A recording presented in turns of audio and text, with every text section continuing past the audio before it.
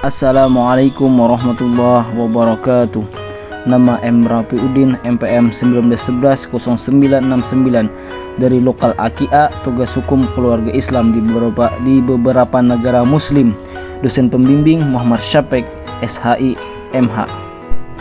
Dalam mengambil tema yaitu pengaturan nafkah di Indonesia.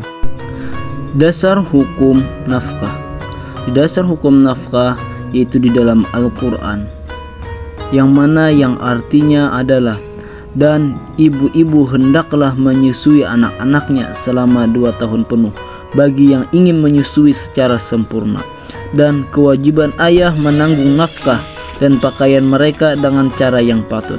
Adapun dasar hukumnya di dalam hadis yaitu yang berbunyi, bertakwalah kepada Allah pada penunaian hak-hak para wanita, karena kalian sesungguhnya telah mengambil mereka dengan amanah Allah dan kalian menghalalkan kemaluan mereka dengan kalimat Allah.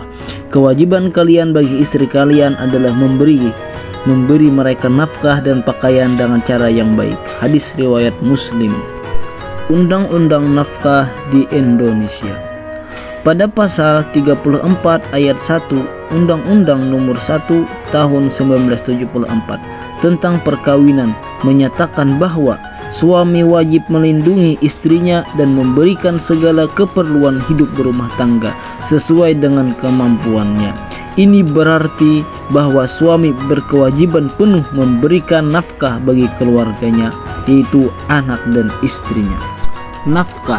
Nafkah adalah sebuah kewajiban yang mesti dilaksanakan berupa pemberian belanja terkait dengan kebutuhan pokok baik suami terhadap istri dan bapak kepada anak ataupun keluarganya. Ada para ulama menyebutkan alasan pemberian nafkah menjadi wajib karena 3 hal. Yang pertama adalah sebab pernikahan, yang kedua sebab kerabat, yang ketiga adalah kepemilikan.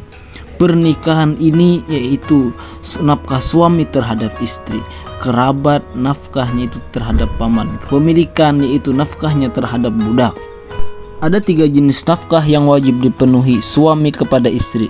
Yang pertama adalah nafkah keluarga, yang kedua adalah nafkah barang pribadi istri seperti alat tidur dan alat make up dan lain-lain. Yang ketiga adalah nafkah batin yang mana kita ketahui. Gugurnya nafkah. Gugur nafkah itu yang pertama bila ternyata akad nikah mereka batal atau fasik. Artinya bila nikahnya sesama mahram, setelah akad nikah lalu tahu bahwa itu mahramnya, maka rusaklah akad nikahnya, maka gugurlah nafkahnya.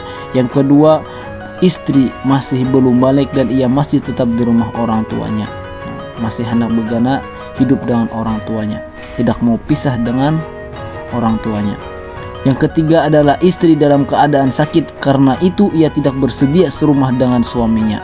Ketika sakit istrinya lalu hendak hidup dengan orang tuanya, tidak mau hidup dengan suaminya, maka gugurlah nafkah suaminya kepada istrinya. Yang keempat, bila melanggar larangan Allah yang berhubungan dengan kehidupan suami istri. Ini misalkan dia kabur dari rumah tanpa seizin suaminya dan lain-lain. Yang kelima adalah bila istri nusus, artinya istri yang melanggar dengan perintah-perintah dan kewajiban oleh Allah Subhanahu wa taala, maka gugurlah nafkah suaminya terhadap istrinya. Akhirul kalam. Assalamualaikum warahmatullahi taala wabarakatuh.